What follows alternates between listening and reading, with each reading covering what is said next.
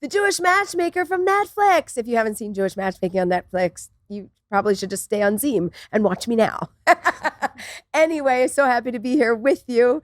I have a guest with me today, and she does this Jewish dating game that I want you to hear all about. Linnea, welcome. Hi. So happy to have you. It's so great to be here. Obviously, I watch Jewish Matchmaking, and it's very cool to be here in the flesh right now. Yeah, and it's me. Like, I'm the same in person as you see me online. It's like I look the same in video and Netflix and But you do have media. a Princess Jasmine vibe going on right now, which I love. I really love that. I don't mind to be called Princess Jasmine any day. I know. You can come back and visit me.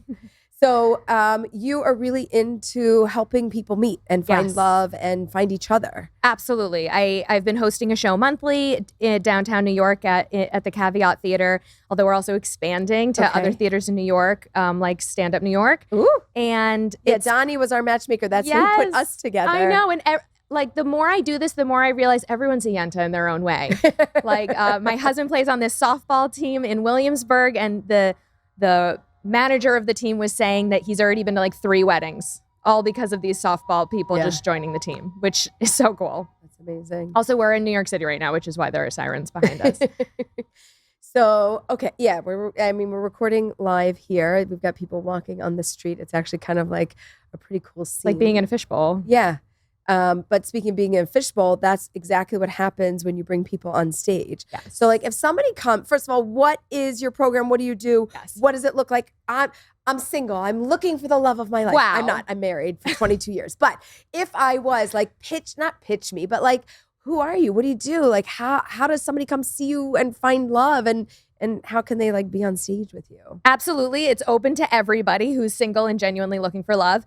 And when you go to buy a ticket, there's a submission form you can fill out just telling me general information about you and what you're looking for. Yeah, okay. Base details. And then I go ahead and stalk everybody. And if I need more information, I reach out, absolutely. But I do try to genuinely only bring people on stage who I think might actually be good matches for each other. So you are really a matchmaker, yenta, and pre-matching them by kind of like going through all the bios, all the photos, all the profiles and the data. Yes. And then you're like leading them to the stage. Yes. And so each show has 2 main contestants, and they blindly date 3 people on stage. Blindly, meaning like they can't see them. There's like a divider between them. They're not blindfolded or anything. That would be a little claustrophobic, I imagine. But no, everybody in the audience can see them, which is also so much fun because the audience is like a character in the show. They're so involved. I'm pulling people from the audience to go on stage with them. And one of the things that I love about the magic of this show is, you know, as I said beforehand, I try to only bring people on stage who I think are genuine matches. But once they've met the main contestant, who they also can't see, by the way, but they'll hear a little bit about them. They don't have to come on stage if they don't want to. It's all totally voluntary. So sometimes you end up bringing someone on stage who, you know, you never really thought that would be a perfect match, and then they end up being the winning contestant. And by the way, every month we have sponsor restaurants from all over New York City that donate the grand prizes, which is an incredible dinner date for these couples. So you not only match them, but you're like, here, go on your first date. Yeah. It's on us. It's totally on us. And these incredible restaurants, the best in the city, all the New York and all the Jewish and Israeli restaurants. I've been so blessed that people have wanted to be involved, and it's so much fun. That's so amazing. Okay, and I imagine, I don't know, but the audience, they're there to, first of all, participate, watch, but then I'm assuming there's like a time for them to meet and mingle either before or after, and you never know how a match is going to be made. Well, yeah. Yes. Thank you for saying that. So after the show, we do a single mingle, but we also do a raffle because I was hearing a lot of feedback from married couples or, you know, couples in the audience who came to watch, and they said, well, how come I can't win a prize? So, and I get that. I want to win too. I really relate to that. So we have incredible raffle prizes from like Jewish bakers or small businesses all over the city. For a while, we had this incredible Gold Street Bakery. She makes custom challahs like a za'atar challah or a scallion pancake challah. And then we had a kugel baker. Wait a minute. I need a scallion pancake challah. Is she close to where we are? She is. And she delivers. We're going to talk. She's the best. And then Kugelas, which is this comedian who makes kugels on the side. And she came and raffled off kugels. We just get the coolest people. The Kugel comedian. The Kugel comedian. Yeah, it's so much fun. And so, everybody gets a chance to go home with a prize. Absolutely. That's amazing. And to meet each other, which I guess is the real prize. Right. Yeah. Right. But there's consolation prizes. Talk about the real prize. Yeah, the real prize is that you met somebody. Yeah. Consolation prize, you can have a challah. Right. Which, I mean, that's soothing. Food is love. Comfort food. And okay, so another thing is obviously we always have more contestant submissions than I can bring on stage. Right. Which is a bummer. I'd love to bring everyone on stage. But at the last show in November during the mingle hour, because I know everyone who submitted to be a contestant, like I've got my eyes on everybody. And 3 couples left the venue together who did not come together. Ooh. And that was very exciting for me to see. Exciting. Do you get follow-ups? Like, do you message the crew and be like, hey, a month later, just checking in. I know you met somebody at my show, wondering how you guys are doing. So although I am a yenta, I try not to be like full yenta. So I don't follow up with people. Not like a nosy busybody. Trying not to do. My mom was actually telling me that she hated that I referred to myself as yenta because she has a negative connotation. So we are reclaiming the word yenta, which really is like people interpret it as like a gossip and a busybody and a nosy person in your life. And really, we're reclaiming the name. Thank you. And yenta is a matchmaker. Yeah. Hear that, somebody, somebody who authentically wants to be involved in your matchmaking process for the greatest good of you and the other person. Yes. Who's going to schmooze about it, communicate, connect, and try to bring you together with somebody. Absolutely. But for now, I'm not following up. If you want to come to me, and most of them do. Okay, no, we need to give them a prize. Yeah. Like if you meet at one of my shows and you're still in a relationship after 1 month, contact me and you'll win a free dinner with something. You need to get more dinner. I do. I need to get more dinners, so I'm open to sponsorships. So we need more dinners so that we can do this because I think it's great and I want you to have the data. I'm really big into data. Yeah. I don't know why. Yes. I'm a little obsessed with data, information. I like to know things, but like to be able to say like, wow, look at this. 5 couples, 3 couples, they left dating and after a month or 2, we still have 1 or 2 that are still going. And this one got married and wow, after doing this show, how long have you been doing the show? About 6 months. 6 months, right? So like after doing the show for a year, here's how many people have meet and mingled and met through our program. I would love to do that data. I love it. I'm a one-woman show. So Paul's watching this right now. Your husband. He's the data guy. He's the data guy. He takes care of everything. Yeah, he really does. Yeah, that's the best. It's the best. Okay, so the visual is you're up on stage, you bring people up, you get people engaged. How many people are at a show usually-ish? So we play 2 games, and each one is 4 contestants. So the main contestant, and then a divider, and then 3 either bachelors or bachelorettes. Okay. Can anybody watch this like online? So no, you really have to be there. Must be in person. You must be in person, and here's why. I am not looking to like out anybody as being Jewish or even being single or whatever. It's totally anonymous unless you were there. We don't do names. We don't do jobs. And so there is like a small inkling of an idea of doing an audio only podcast later down the line because it is so totally anonymous. Love it. We refer to everybody on stage as the village of New York that they live in. So, if you're East Village today, you're Great neck like even. Yeah. I like nicknames for people, by the way. I always, like people are like, oh, I'm dating this guy. And I'm like, oh, Mr. California. They're like, yeah, but I have this other one. I was like, right, Mr. Florida. Okay. And then later on, they tell me their names. They start using names. And I was like, no. I only know Mr. California or Mr. Florida. I don't know anything different. Like they already have their nickname. Absolutely. That's their place in my heart. I know nothing else.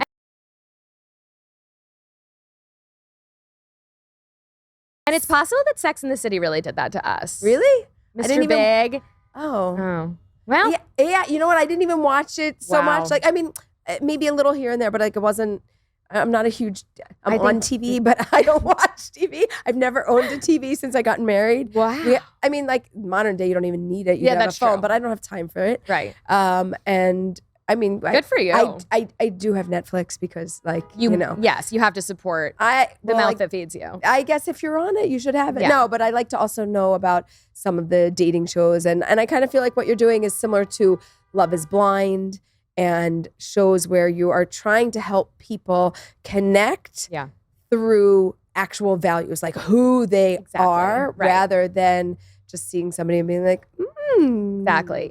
And especially because I'm such a huge believer that attraction grows on you as you get to know somebody and fall in love with them. And the opposite can also happen too. You might be super lustfully attracted to somebody, and then a few months later, you realize that you have nothing in common, and suddenly you're sick of seeing their face. Yeah, you're totally describing the exact thing that happens in dating. Yeah. Can you tell us a little bit about your own relationship story, like how you met your husband? Yes. And of course. So my husband, Paul, and I have been together for 12 years, but we've only been married for about 2.5 years. We had a little COVID wedding in Puerto Rico, which was amazing.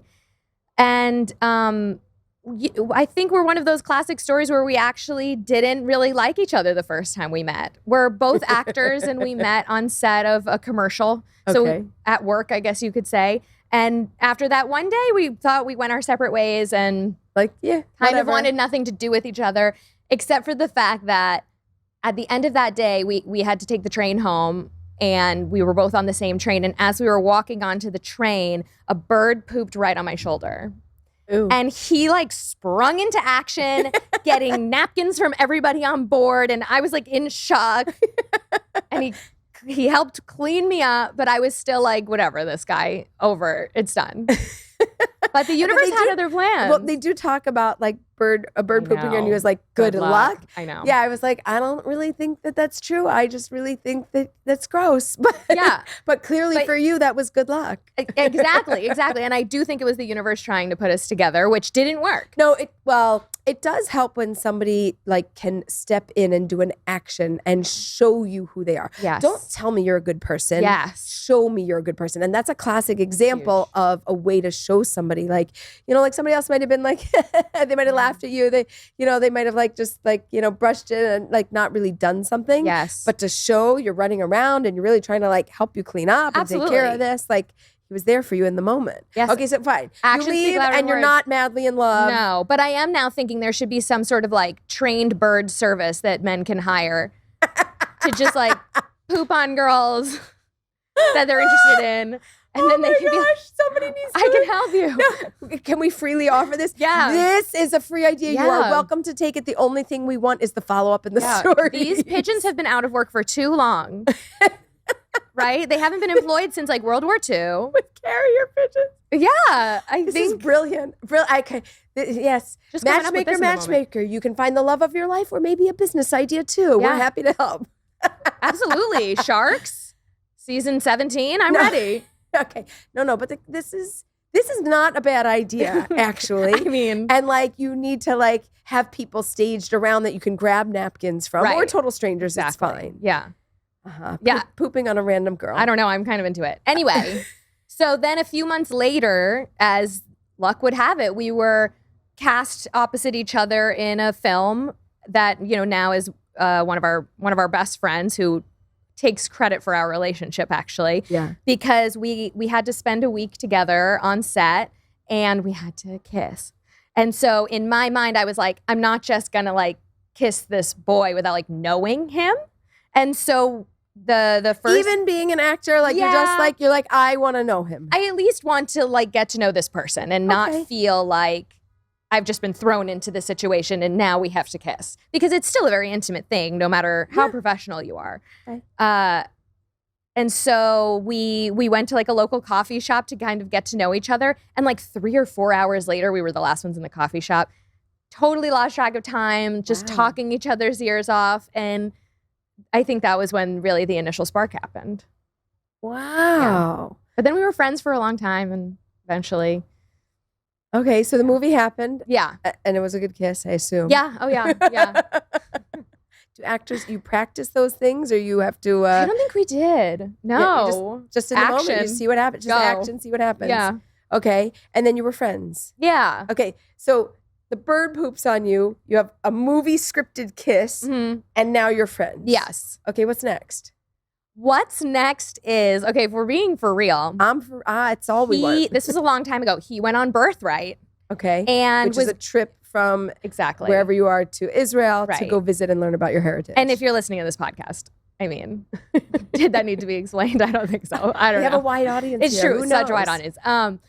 Right. So he went on Birthright and I can't explain it, but I guess absence makes the heart grow fonder. And you sort of, and Birthright is also. You were friends. We were just friends. He went on a trip. Yeah. And he's now far away, thousands of miles away. Mm-hmm.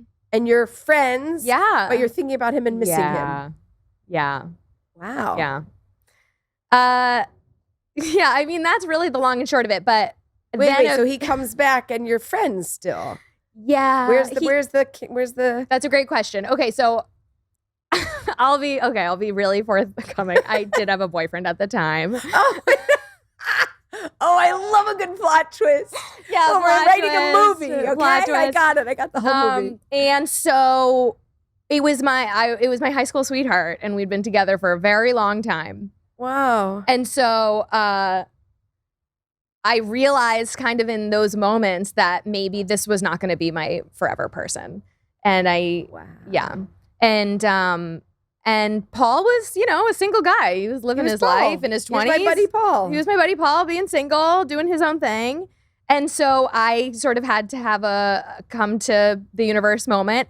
And I had to break up with my boyfriend at the time, which was very, very hard for me because we'd been together for so long. Years. Yeah, like almost 7 years. And so that was really difficult. But I had my best friend, after we had broken up, my best friend came to town to stay with me for 2 weeks, which was like my big 2 week of being single. And she took me all around town, and we had a lot of fun together. And then by the end of those 2 weeks, she was like, you have to go on a date with Paul now. Wow. So she pushed me into it. And I guess the rest is history. Yeah. Long-term relationship, 2 week break to another long-term relationship. Exactly. Okay. Yeah. And you dated for a long time, it sounds like. 10 years. We got married pretty much on our 10-year anniversary. Wow. Yeah. So that's a long time. By me, that's like. Yes, I know. No, I feel the judgment. No, actually, it's curiosity. Okay. No, not judgment at all. Yeah. Curiosity, because most couples can't hold a relationship together that long. Yeah. Because if they're not married and like committing to each other, it's like, well, one wants to get married, the other one doesn't. They're like, there's a little bit out of sync. Were you both in sync with that? Like both moving at a similar pace? I think we mostly were. I sort of never wanted to get married. I was raised by a single mother. And so that I always saw her thrive independently. And as many people can do, not everybody needs a partner in life. And Paul came around and proved to me that he was a phenomenal partner and such a great piece to my puzzle. And so you didn't have a marriage plan. You weren't like, never need to get married, build a family. And he was like, have a great girl. I'm happy. Like married or not, I don't care. Yes. We're together. It's great. And I'm not going to lie, it did get to a point where all my friends were getting married and suddenly they got to call each other the husband and wife. And I was still here calling this person who I had been with for longer than they'd been with their people, my boyfriend. Uh-huh. And it started to get old. And I was just like, let's just seal this deal. Let's just get married.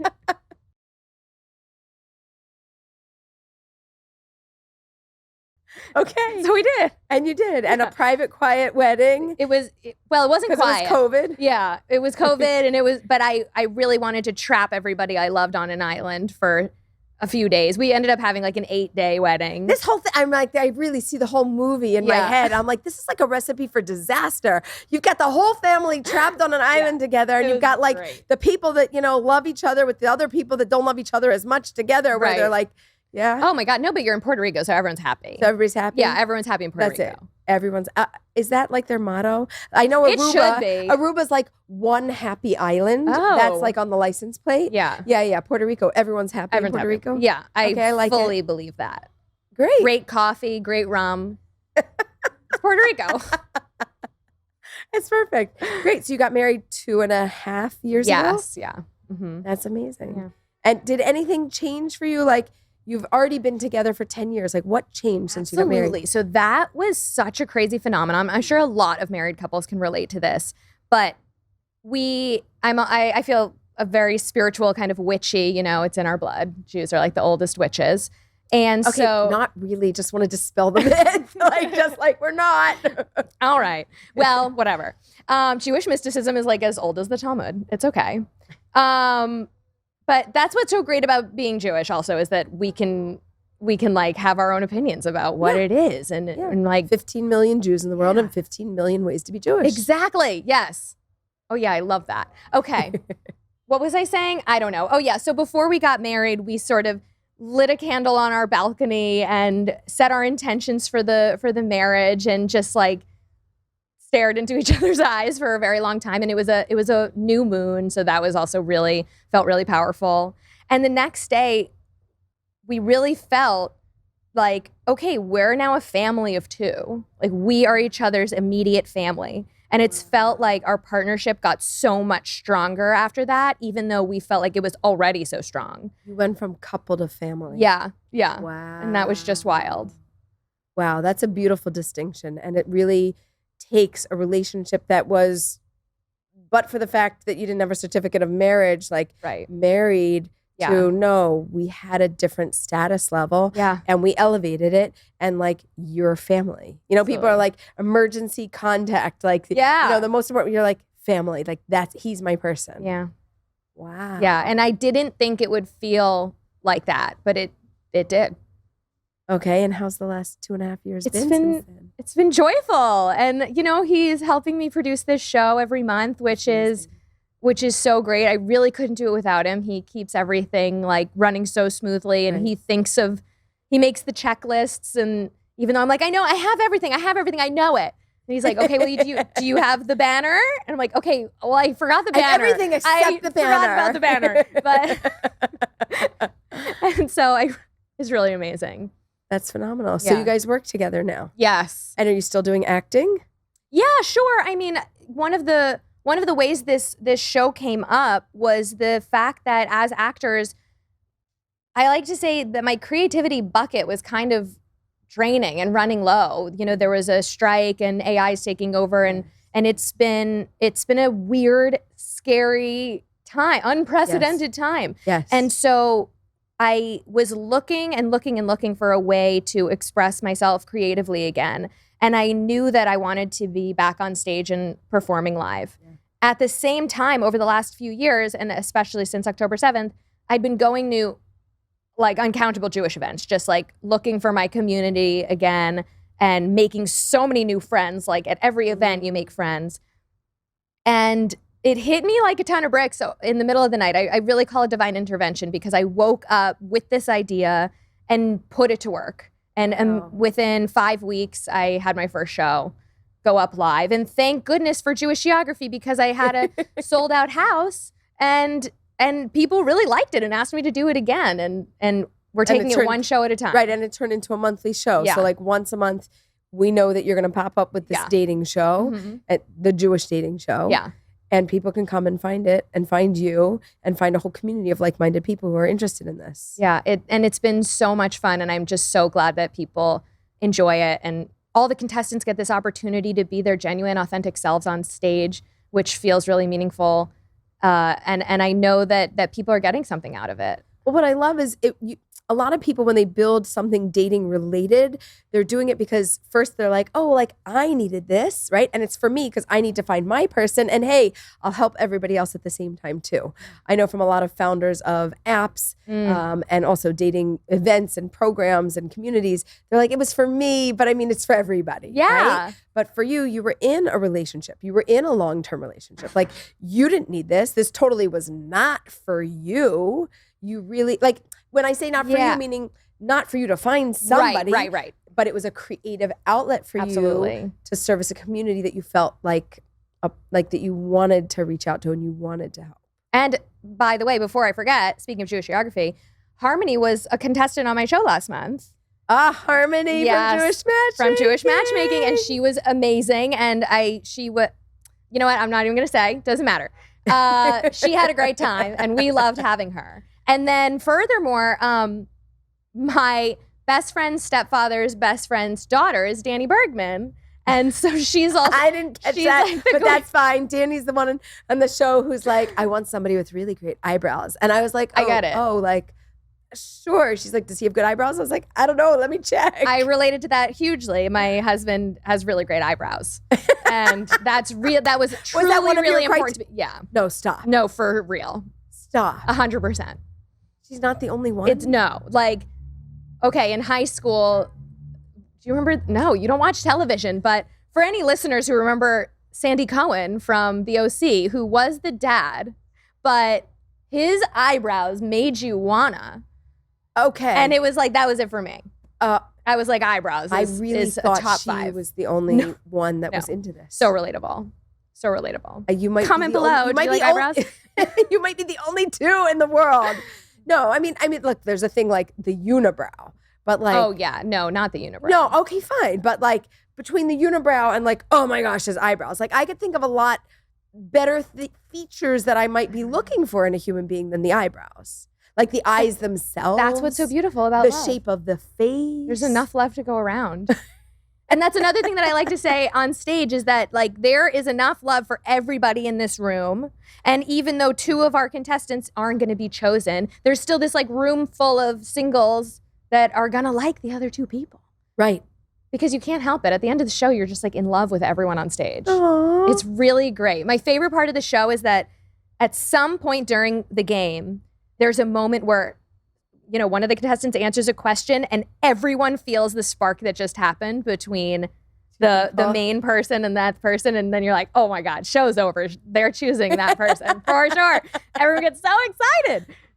I love that part. So how long is it? How long is that meet and greet with those, 4 contestants? The show is 90 minutes. Okay. And how many different main? Just 2 games. So 2 games, as 2 of now, we do like a male contestant with 3 women and a female contestant with 3 men. But I'm so excited. January, I'm doing my first, queer encompassing one. We're calling it LGBT Jew. And I'm so excited for that. Never heard that one. I'm sure it's out there, but that's... I know. I think you might have coined it. It's I possible. hope so. I would love to have done that. And that one's a caveat. And then we're doing a show at... in the standard format, I suppose you'd say, at Stand Up New York later that week. Yeah. That's phenomenal. Yeah. I love that there's a way for Jewish singles to meet and that you are providing entertainment and meaningful connections, which I think are 2 things that need to happen. And I think that meaningful connections are so hard to like build when there's so much pressure and it's like, oh, we got to do it and I got to find my person. But you're creating an energy and a vibe that's really, it's really inspiring. It's really exciting. So it means so much to like have your approval, like to be completely honest. Okay, if you want the stamp, yes. I feel like I have the blessing. Yeah. Meaningful. But you're doing it and you're doing it. I mean, you don't need a blessing from me, but I mean, blessings are great. I think they run the world. Exactly. But I think that we need to have ways for people to meet and for you also like that you have a meaningful way to have your creativity expressed in this world. Yeah. And you can see you have so much energy and passion and like you pop and pink, my favorite color here. I like Matchmaker magenta / hot pink. Those are my 2. But you really have something like you not just have a desire for it, but you're good at it and you pop and you're vibrant. So I can imagine that the audience also falls in love with you as well throughout the show. And so much of the show isn't just making these matches, which is obviously the goal, but I try so hard to just create an evening of Jewish joy for everyone in the room to just feel safe.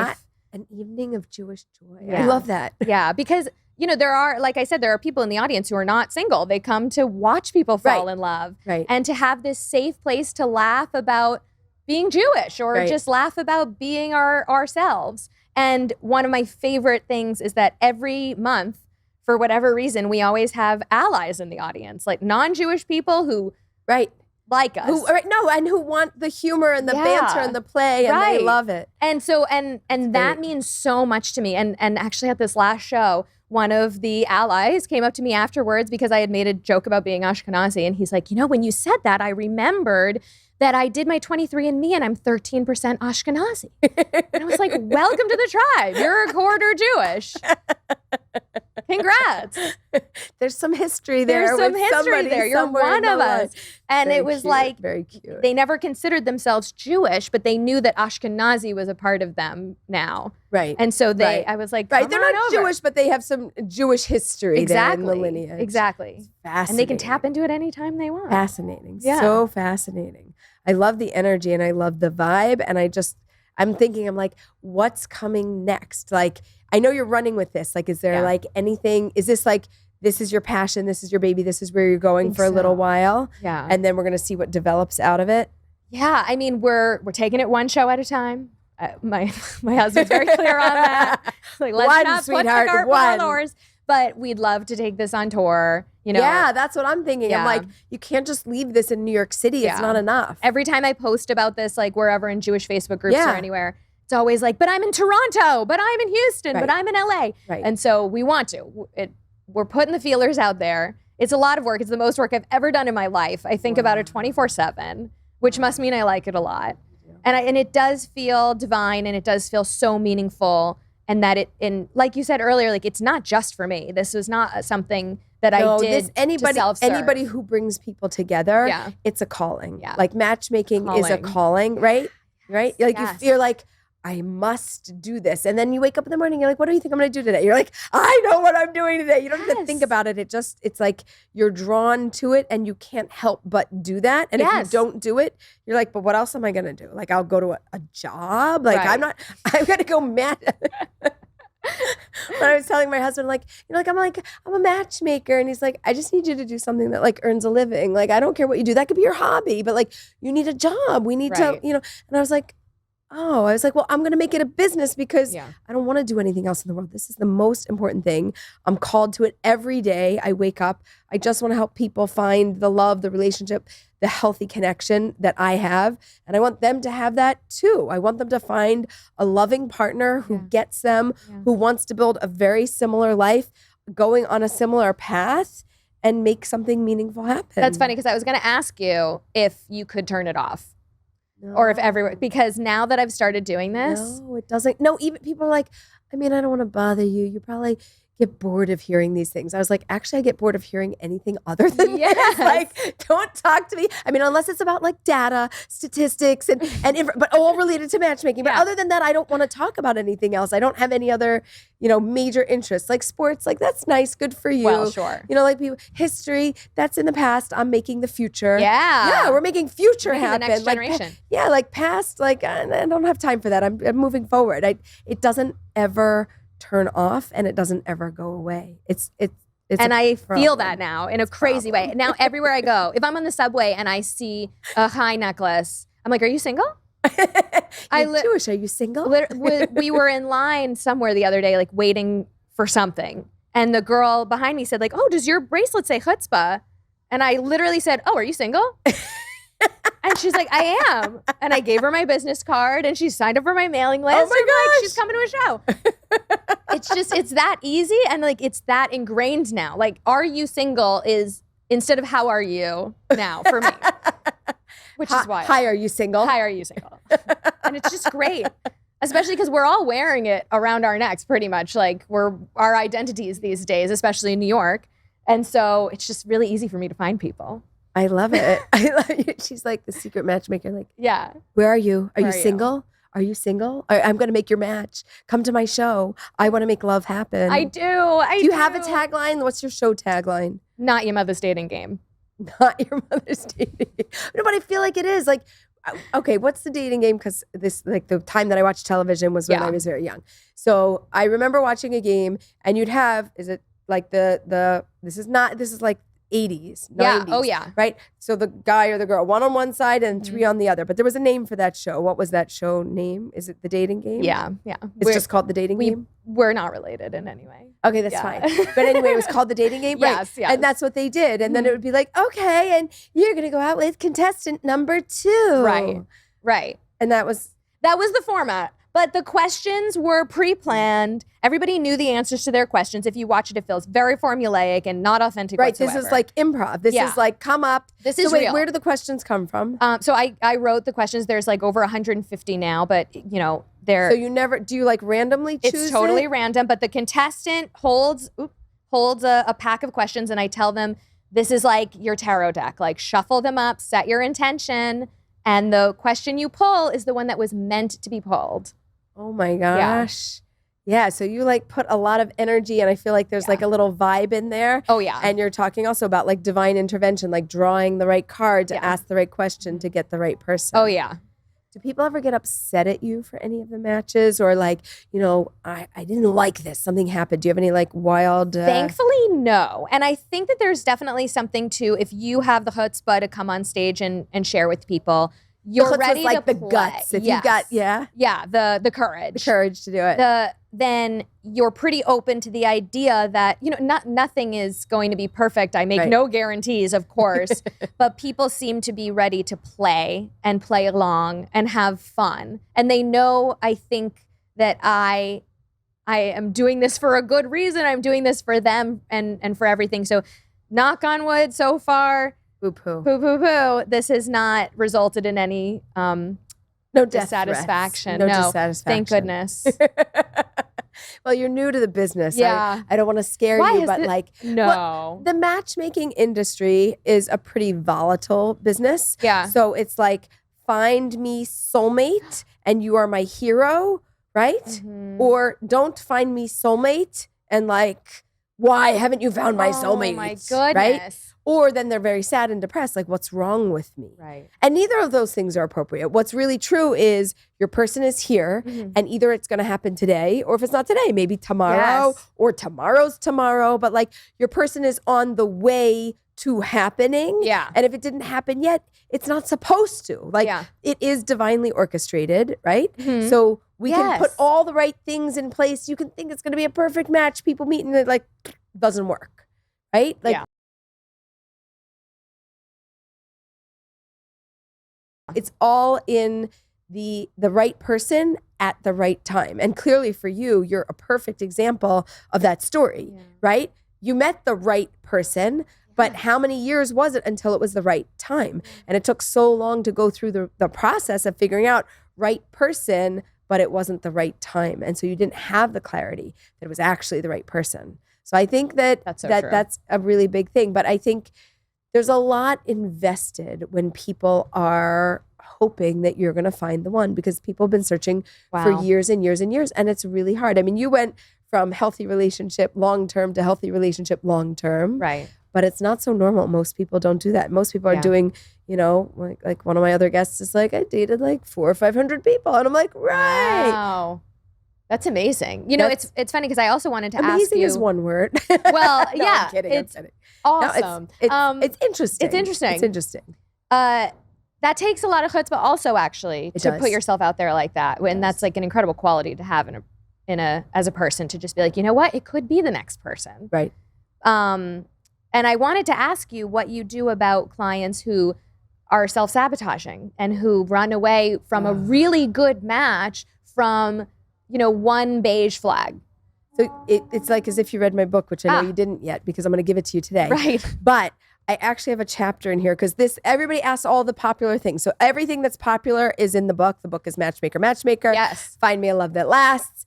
And it is on Amazon or anywhere that you like to buy books. But for self-sabotagers, you want to read chapter 10, which talks about convince me why you're breaking up.